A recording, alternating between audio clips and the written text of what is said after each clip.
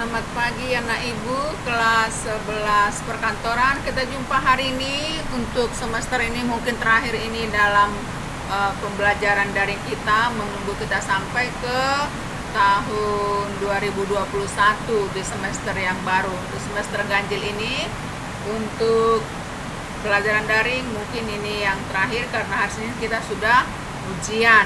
Jadi kita sampai ke bidang yang baru. Kalau minggu yang lalu kita sudah membahas proses penulisan pesan di bidang kehumasan, sekarang bagaimana kegiatan penulisan pesan di bidang kehumasan. Kegiatan penulisan humas itu kan hubungan masyarakat. Jika Anda nanti atau jika kamu nanti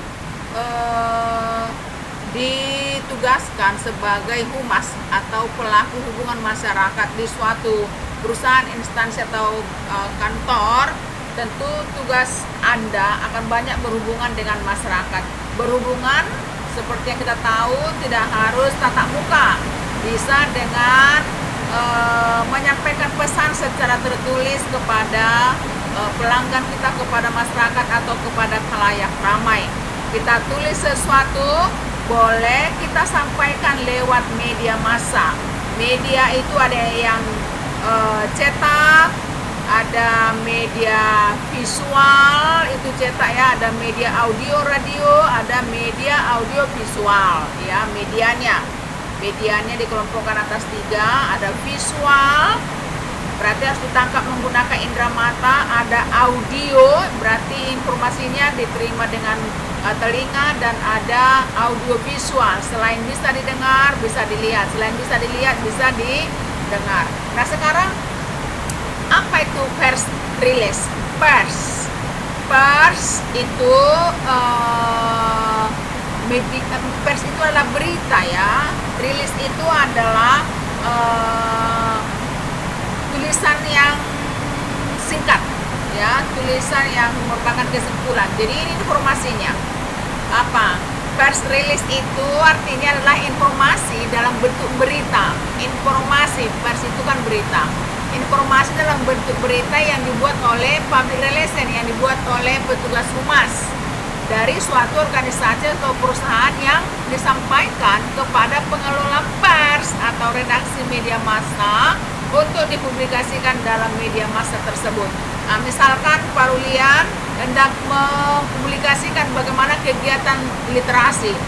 Jadi petugas humas yang di Pak Rulian itu akan menulis apa itu literasi, bagaimana Pak Rulian menerapkan literasi, dibuatkan tulisan itu, apakah 1 halaman, 2 halaman, diketik rapi, cantik, lalu diberikanlah kepada pers, kepada wartawan media cetak, apakah harian, mingguan, atau media majalah misalnya, ataupun boleh dengan televisi. Dikasihlah itu untuk mereka sampaikan, untuk mereka publikasikan, untuk mereka beritakan. Itu dia. Jadi tulisan yang kita berikan kepada mereka itu disebut dengan pers release. Mana rilisnya? Artinya mana ringkasannya, gitu dia ya. Nah sekarang menurut si Bivins atau Bivins di halaman 103, nah dikatakan di sana sebenarnya penulisan pers release itu sama. Penulisan pers release itu ringkasan dari suatu berita, suatu keadaan, itu sebenarnya sama. Perbedaannya hanya pada penekanan informasi. Yang pertama basic. Misalnya Pak Rulian, basicnya literasi misalnya. Maka literasi itu nanti yang kita sampaikan ini mencakup berbagai informasi yang terdapat dalam suatu organisasi. Basicnya, dasar Pak Rulian itu kan sekolah literasi, maka kita akan sampaikan itu. Beda lagi dengan yayasan yang lain nanti apa dasarnya gitu.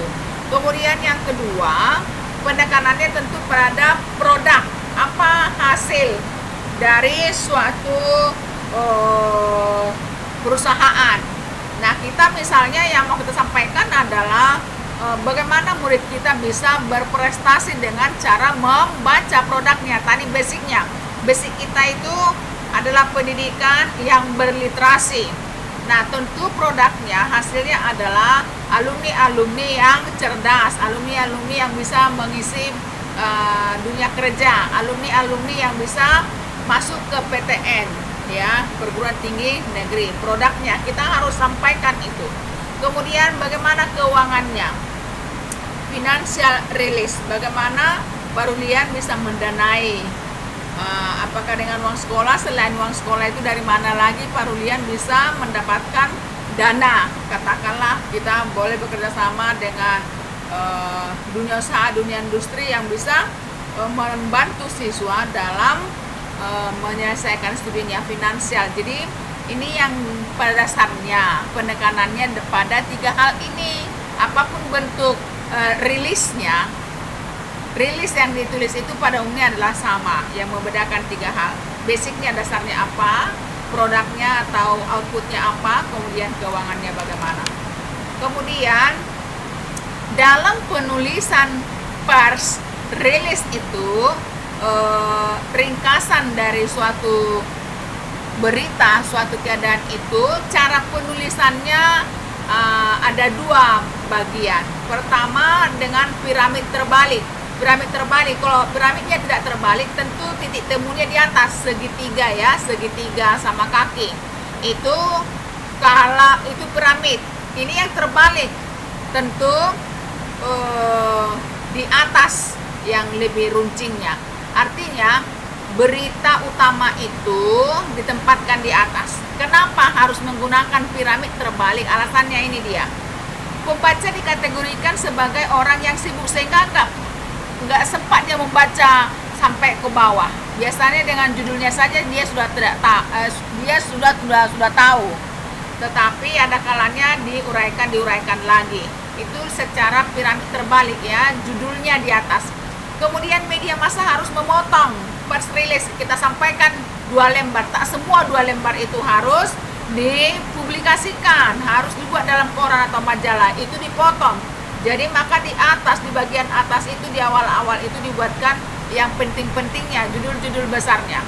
Kemudian redaksi tidak mempunyai cukup waktu untuk membaca keseluruhan karena banyak pesan yang mau mereka publikasikan. Bayangkan kalau koran sebegitu banyaknya. Jadi kalau masing-masing daerah, masing-masing unit mengirimkan banyak beritanya, kapan dimuat? Nah, jadi biasanya penulisannya adalah menggunakan piramid terbalik. Artinya judul-judul utamanya tuliskan di atas, setiap judul utama diuraikan lagi. Jadi kalaupun dipotong, judul-judul gedenya itu sudah dapat. Kenapa? 3 hal ini menjadi alasannya. Jadi nanti Anda bolehlah menulis-nulis sesuatu apa yang menjadi buah pikiranmu, mulai dari judul-judul besarnya. Judul besarnya itu kamu uraikan supaya lebih jelas. Itu namanya piramid terbalik. Jadi ada orang punya cerita, lalu terakhirnya baru ketahuan judulnya apa gitu ya, baru judulnya apa, itu piramid. Kalau diuraikan panjang lebar, terakhirnya disebutkan judulnya, itu piramid. Tetapi kalau judul-judulnya aja ditempatkan di awal, lalu diuraikan, masing-masing judul itu diuraikan, itu namanya piramid yang terbalik. Nah, untuk anakku semua, tetap semangat belajar.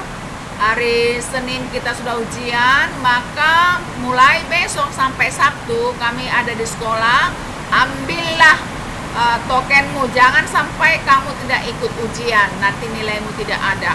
Datang kamu ke sekolah, laporkan bisa tak bisa membayar, tentu bawa orang tuamu supaya bisa dilayani. Ini yang boleh Bu sampaikan. Jaga kesehatan, selamat belajar, Tuhan memberkati. Selamat pagi.